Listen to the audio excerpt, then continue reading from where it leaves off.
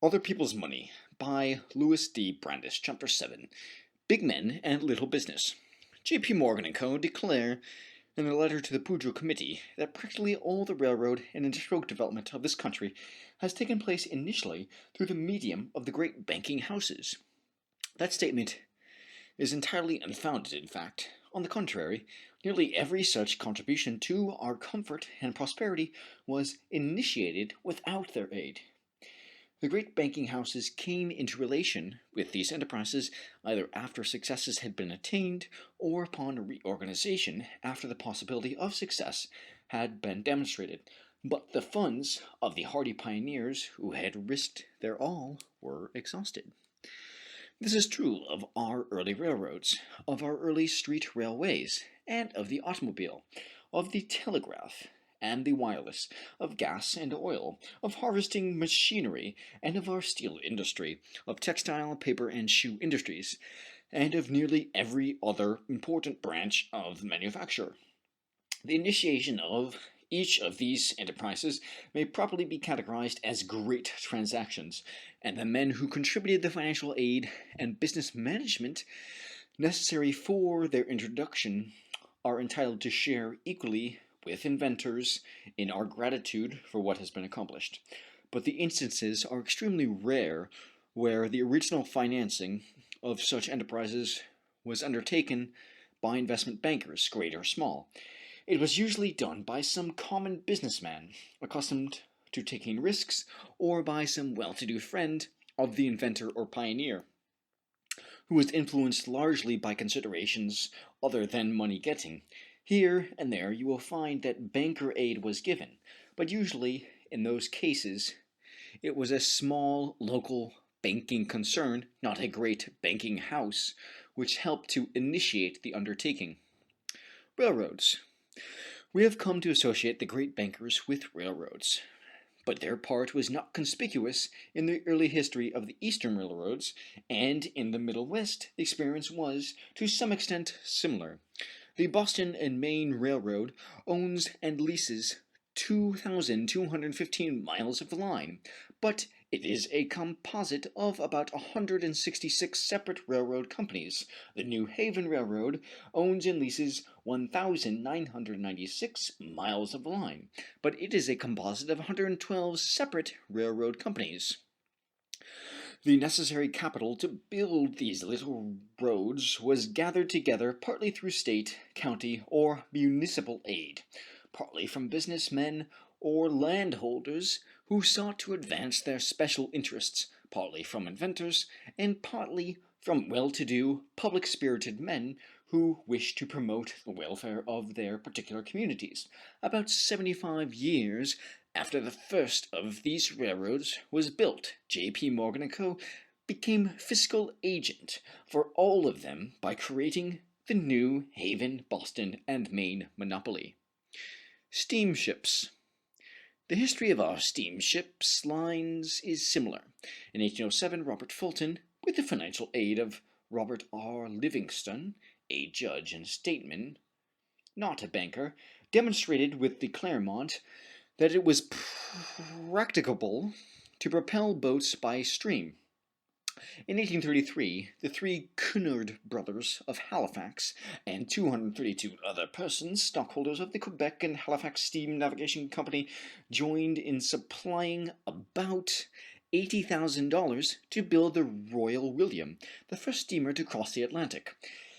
In 1902, many years after individual enterprises had developed practically all the great ocean lines, J.P. Morgan & Co. floated the International Mercantile Marine with its $52,744,000 of 4.5 bonds, now selling at 60, and $100 million of stock, preferred and common, on which no dividend has ever been paid. It was just 62 years after the first regular line of transatlantic steamers, the Cunard, was founded that Mr. Morgan organized the Shipping Trust. Telegraph. The story of the telegraph is similar. The money for developing Morse's invention was supplied by his partner and co-worker Alfred Vail. The initial line from Washington to Baltimore was built with an appropriation of $30,000 made by Congress in 1843. 66 years later, J.P. Morgan & Co. became bankers for the Western Union through financing its purchase by the American Telephone and Telegraph Company. Harvesting machinery. Next to railroads and steamships, harvesting machinery has probably been the most potent factor in the development of America, and most important of the harvesting machines was Cyrus H. McCormick's reaper. That made it possible to increase the grain harvest 20 or 30-fold. No investment banker had any part in introducing this great businessman's invention.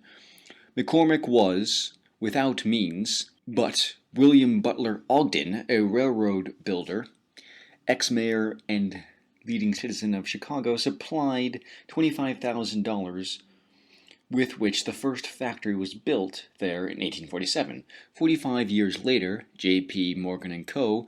performed the service of combining the 5 great harvester companies and receiving a commission of $3 million. The concerns then consolidated as the International Harvester Company, with a capital stock of $120 million, had, despite their huge assets and earning power, been previously capitalized in the aggregate at only $10,500,000. Strong evidence that in all the preceding years, no investment banker had financed them. Indeed, McCormick was as able in business as in mechanical invention.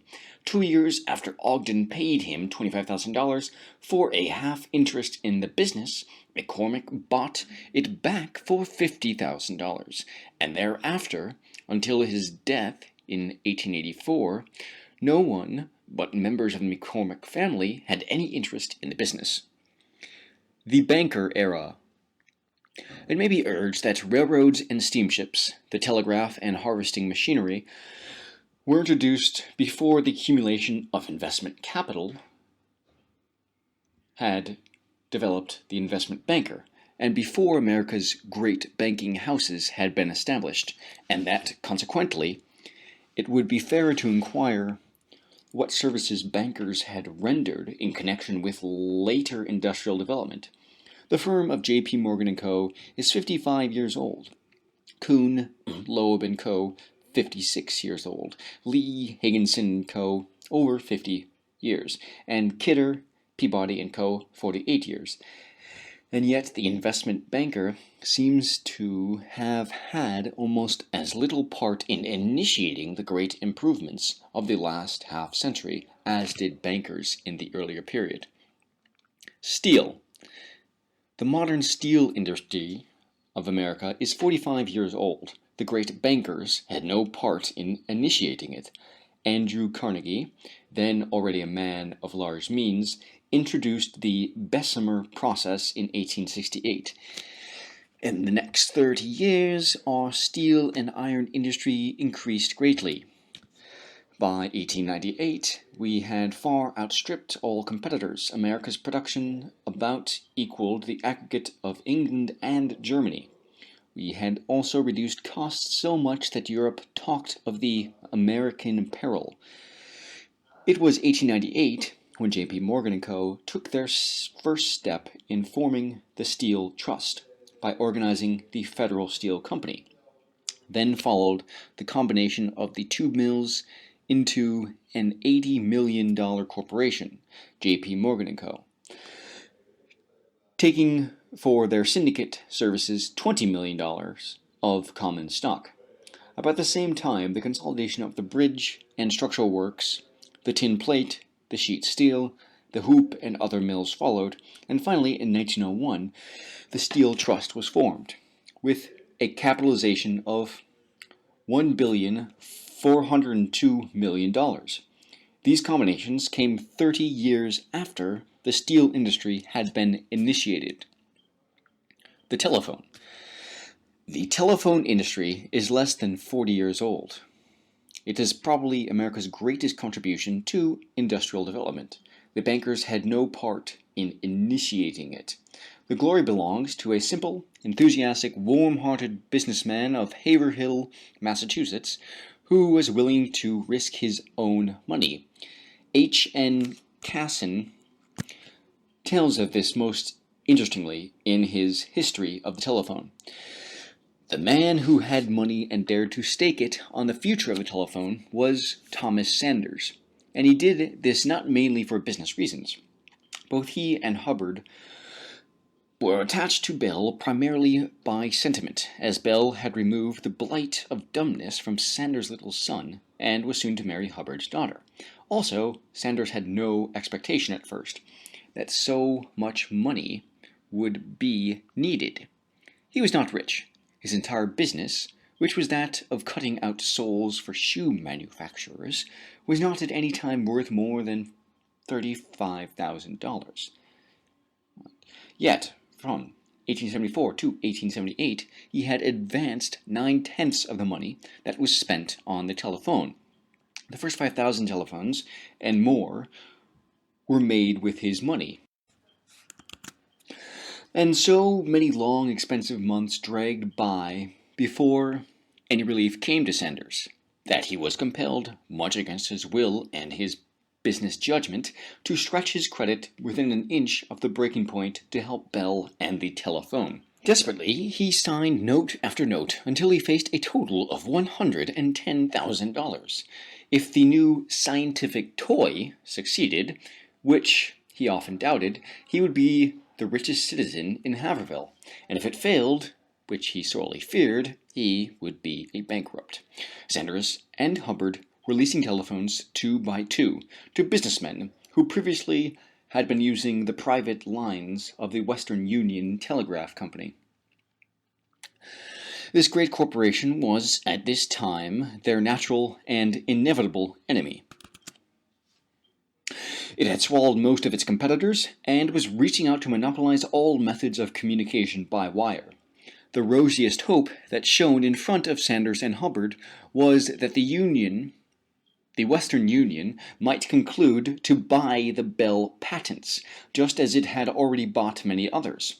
In one moment of discouragement, they had offered the telephone to President Orton of the Western Union for $100,000, and Orton had refused it. "What use," he said pleasantly, "could this company make of an electrical toy?" But besides the operation of its own wires, the Western Union was supplying customers with various kinds of printing telegraphs and dial telegraphs, some of which could transmit 60 words a minute. These accurate instruments, it believed, could never be displaced by such a scientific oddity as the telephone, and it continued to believe this until one of its subsidiary companies, the Gold and Stock, reported that several of its machines had been superseded by telephones. At once, the Western Union awoke from its indifference.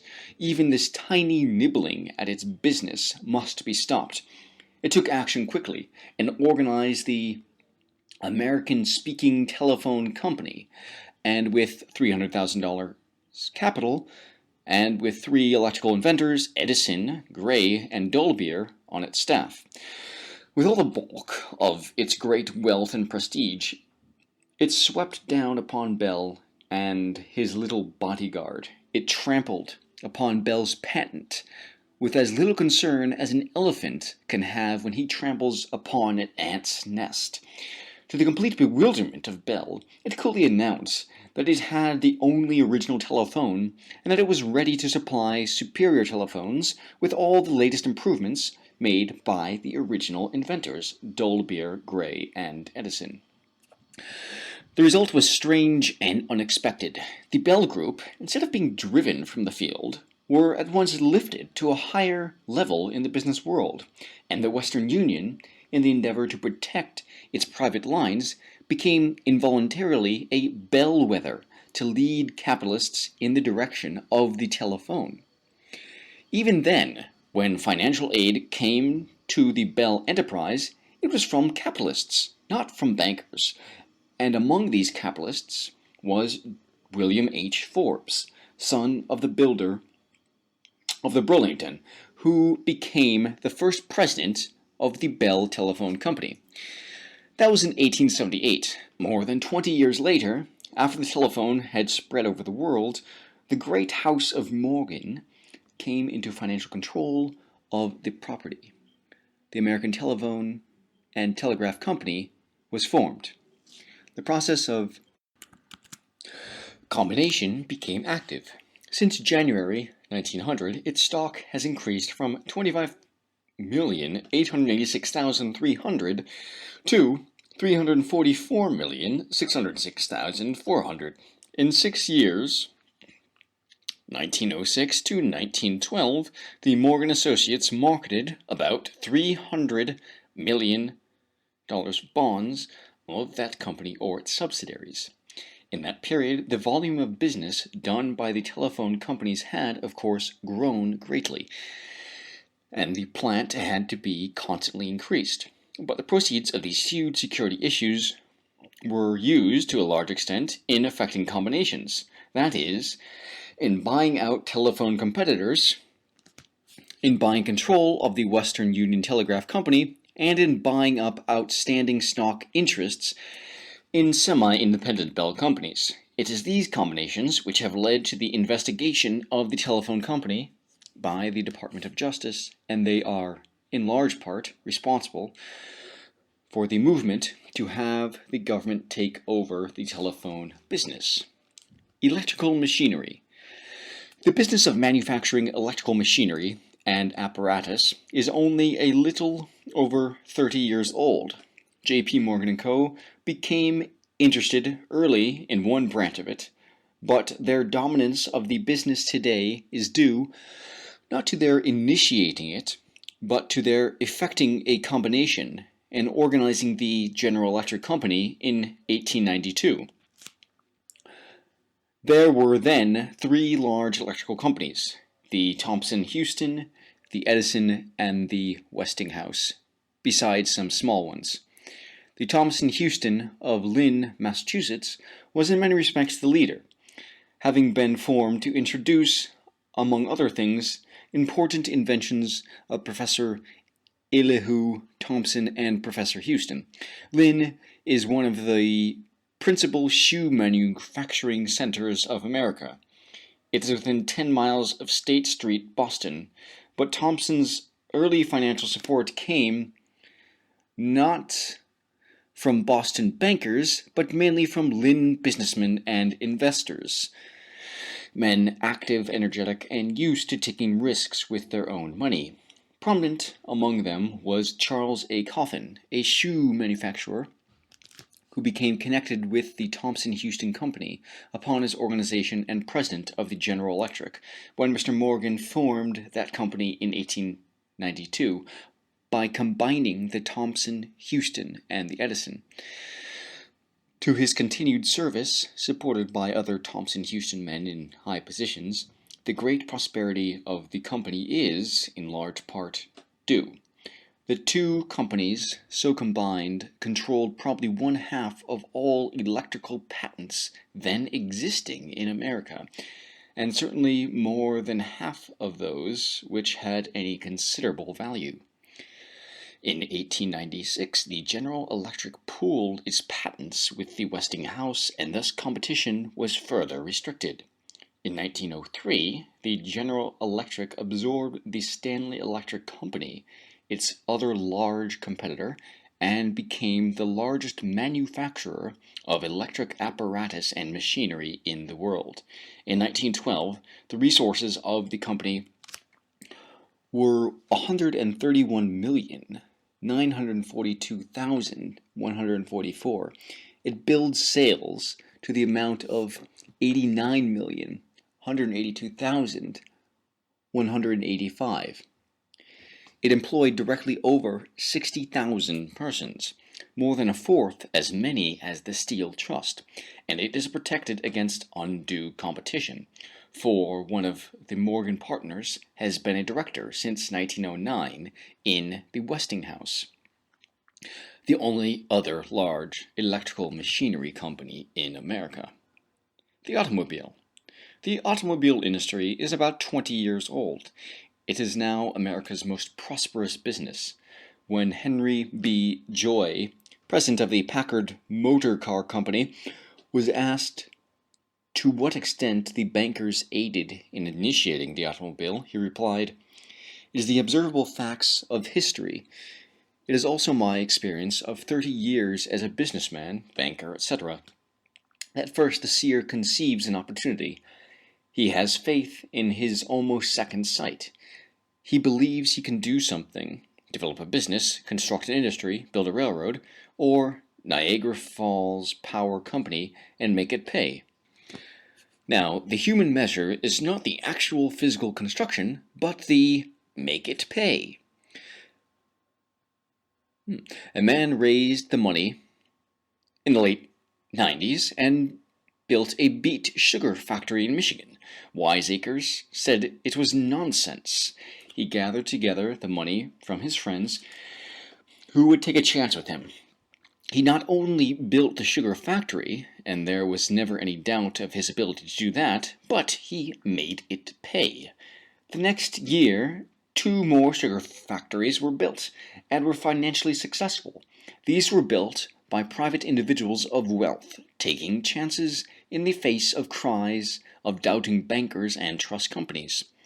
Once demonstrated that the industry was a sound one financially, and then bankers and trust companies would lend the new sugar companies, which were speedily organized, a large part of the necessary funds to construct and operate. The motor car business was the same. When a few gentlemen followed me in my vision of the possibilities of the business, the banks and older businessmen, who in the main were the banks, said, "Fools and their money soon be parted," etc., etc.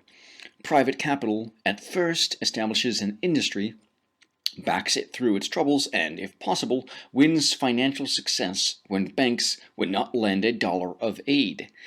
The business, once having proved to be practical and financially successful, then do the banks lend aid to its needs. Such also was the experience of the greatest of the many financial successes in the automobile industry, the Ford Motor Company. How bankers arrest development. But great banking houses have not merely failed to initiate industrial development. They have definitely arrested development, because to them the creation of the trust is largely due. The recital in the memorial address to the President by the Investors Guild in November 1911 is significant.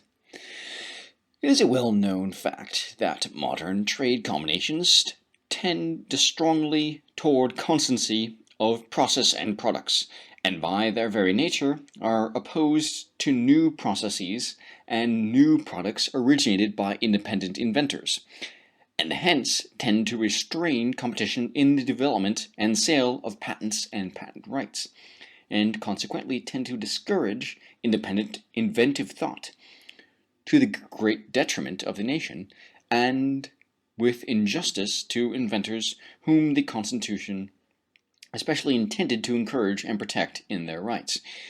And more specific was the testimony of the Engineering News.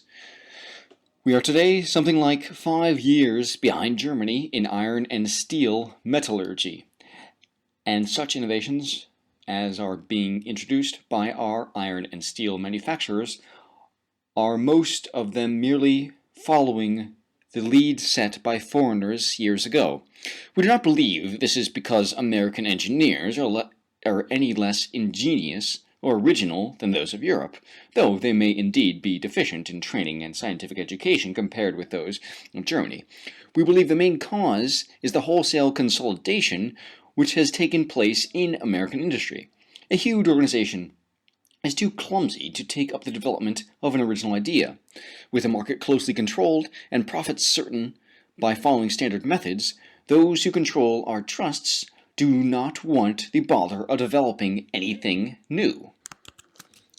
We instance metallurgy only by way of illustration. There are plenty of other fields of industry where exactly the same condition exists. We are building the same machines and using the same methods as a dozen years ago, and the real advances in the art are being made by European inventors and manufacturers, to which President Wilson's statement may be added. I am not saying that all invention had been stopped by the growth of trusts, but I think it is perfectly clear that invention in many fields has been discouraged, that inventors have been prevented from reaping the full fruits of their ingenuity and industry, and that mankind has been deprived of many comforts and conveniences, as well as the opportunity of buying at lower prices. Do you know, have you had occasion to learn, that there is no hospitality for invention nowadays? Trusts and financial concentration. The fact that industrial monopolies arrest development is more serious even than the direct burden imposed through extortionate prices. But the most harm-bearing instance of the trusts is their promotion of financial concentration. Industrial trusts feed the money trust. Practically every trust created has destroyed the financial independence of some communities and of many properties, for it has centered the financing of a large part of whole lines of business in New York, and this usually with one of a few banking houses. This is well illustrated by the Steel Trust, which is a trust of trusts. That is, the Steel Trust combines in one huge holding company the trusts previously formed in the different branches of the steel business. Thus, the Tube Trust combines 17 tube mills, located in 16 different cities, scattered over 5 states, and owned by 13 different companies. The Wire Trust combined 19 mills, the Sheet Steel Trust 26, the Bridge and Structural Trust 27, and the Tin Plate Trust 36, all scattered similarly over many states. Finally, these and other companies were formed into the United States Steel Corporation, combining 228 companies in all, located in 127 cities and towns scattered over 18 states. Before the combinations were effected, nearly every one of these companies was owned largely by those who managed it, and had been financed to a large extent in the place or in the state in which it was located. When the Steel Trust was formed, all these concerns came under one management. Thereafter, the financing of each of these 228 corporations, and some which were later acquired, had to be done through or with the consent of J.P. Morgan & Co. That was the greatest step in financial concentration ever taken. Stock exchange incidents. The organization of trusts has served in another way to increase the power of the money trust. Few of the independent concerns out of which the trusts have been formed were listed on the New York Stock Exchange, and few of them had financial offices in New York. Promoters of large corporations whose stock is to be held by the public, and also investors, desire to have their securities listed on the New York Stock Exchange. Under the rules of the exchange, no security can be so listed unless the corporation has a transfer agent and registrar in New York City. Furthermore, banker directorships have contributed largely to the establishment of the financial offices of the trusts in New York City. That alone would tend to financial concentration, but the listing of the stock enhances the power of the money trust in another way. An industrial stock, once listed, frequently becomes the subject of active speculation, and speculation feeds the money trust indirectly in many ways. It draws the money of the country to New York. The New York bankers handle the loans of other people's money on the stock exchange, and members of the stock exchange receive large amounts from commissions. For instance, there are 5,084,952 shares of United States Steel common stock outstanding. But in the 5 years ending December 31st, 1912, speculation in that stock was so extensive that there were sold on the exchange an average of 29,380,888 shares a year, or nearly 6 times as much as there is steel common in existence. Except where the transactions are by or for the broker's sales on the exchange involve the payment of 25 cents in commission for each share of stock sold. That is 12 1/2 cents by the seller and 12 1/2 cents by the buyer. Thus, the commission from the steel common alone afforded a revenue averaging many millions a year. The steel preferred stock is also much traded in, and there are 138 other industrials, largely trusts, listed on the New York Stock Exchange. Trust ramifications. But the potency of trusts as a factor in financial concentration is manifested in still other ways, notably through their ramifying operations. This is illustrated forcibly by the General Electric Company's control of water power companies, which has now been disclosed in an able report of the United States Bureau of Corporations. The extent of the General Electric influence is not fully revealed by its consolidated balance sheet. A very large number of corporations are connected with it through its subsidiaries and through corporations controlled by these subsidiaries or affiliated with them. There is a still wider circle of influence due to the fact that officers and directors of the General Electric Co. and its subsidiaries are also officers or directors of many other corporations, some of whose securities are owned by the General Electric Company. The General Electric Company holds, in the first place, all the common stock in 3 security holding companies: the United Electric Securities Company, the Electrical Securities Corporation, and the Electric Bond and Share Company directly. And through these corporations and their officers, the General Electric controls a large part of the water power of the United States. The water power companies in the General Electric Group are found in 18 states.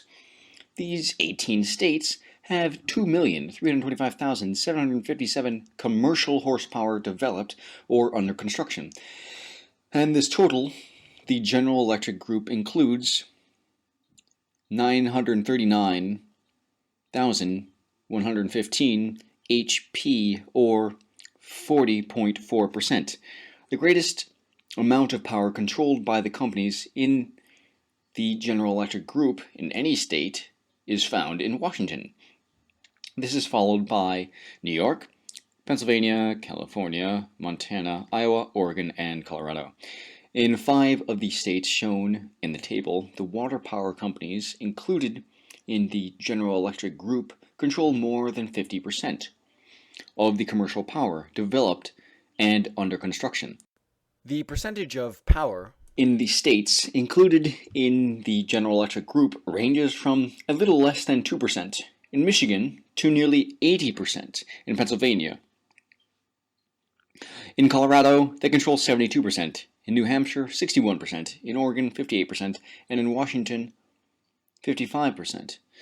Besides the power developed and under construction, water power concerns included in the General Electric Group own, in the states shown in the table, 641,600 HP undeveloped.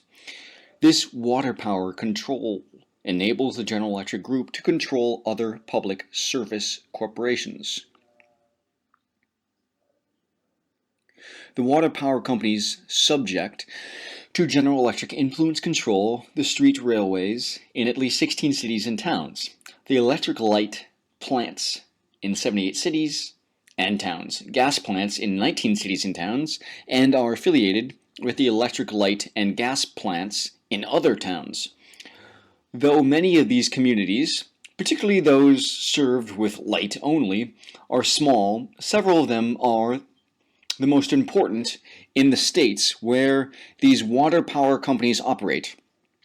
The water power companies in the General Electric Group own, control, or are closely affiliated with the street railways in Portland and Salem, Oregon, Spokane, Washington, Great Falls, Montana, St. Louis, Missouri, Winona, Minnesota, Milwaukee, and Racine, Wisconsin, Elmira, New York, Asheville and Raleigh, North Carolina, and other relatively less important towns. The towns in which the lighting plants, electric or gas, are owned or controlled include Portland, Salem, Astoria, and other towns in Oregon.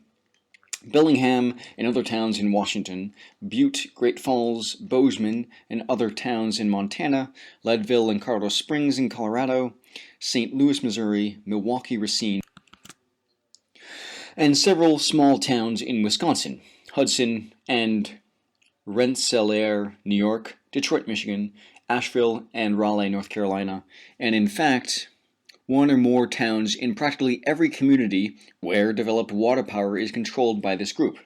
In addition to the public service corporations thus controlled by the water power companies, subject to general electric influence, there are numerous public service corporations in other municipalities that purchase power from the hydroelectric developments controlled by or affiliated with the General Electric Company. This is true of Denver, Colorado, which has already been discussed. In Baltimore, Maryland, a water power concern in the General Electric Group, namely the Pennsylvania Water and Power Company, sells 20,000 HP to the Consolidated Gas, Electric Light and Power Company, which controls the entire light and power business of that city. The power to operate all the electric street railway systems of Buffalo, New York, and the General Electric Company, through the financing of public service companies, exercises a like influence in communities where there is no water power. It or its subsidiaries has acquired control of or an interest in the public service corporations of numerous cities where there is no water power connection, and it is affiliated with still others by virtue of common directors. This vast network of relationships between hydroelectric corporations through prominent officers and directors of the largest manufacturer of electrical machinery and supplies in the United States is highly significant. It is possible that this relationship to such a large number of strong financial concerns through prominent officers and directors affords the General Electric Company an advantage that may place rivals at a corresponding disadvantage. Whether or not this great financial power has been used to the particular disadvantage of any rival water power concern is not so important as the fact that such power exists and that it might be so used at any time. The Sherman Law. The money trust cannot be broken if we allow its power to be constantly augmented. To break the money trust, we must stop that power at its source. The industrial trusts are among its most effective feeders. Those which are illegal should be dissolved. The creation of new ones should be prevented. To this end, the Sherman Law should be supplemented both by providing more efficient judicial machinery and by creating a commission with administrative functions to aid in enforcing the law. When that is done, another step will have been taken toward securing the new freedom. But restrictive legislation alone will not suffice. We should bear in mind the admonition with which the Commissioner of Corporations closes his review of our water power development. There is presented such a situation in water powers and other public utilities as might bring about at any time under a single management the control of a majority of the developed water powers in the United States and similar control over the public utilities in a vast number of cities and towns, including some of the most important in the country.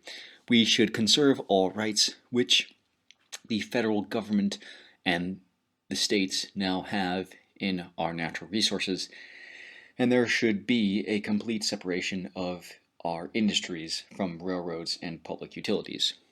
End of Chapter 7.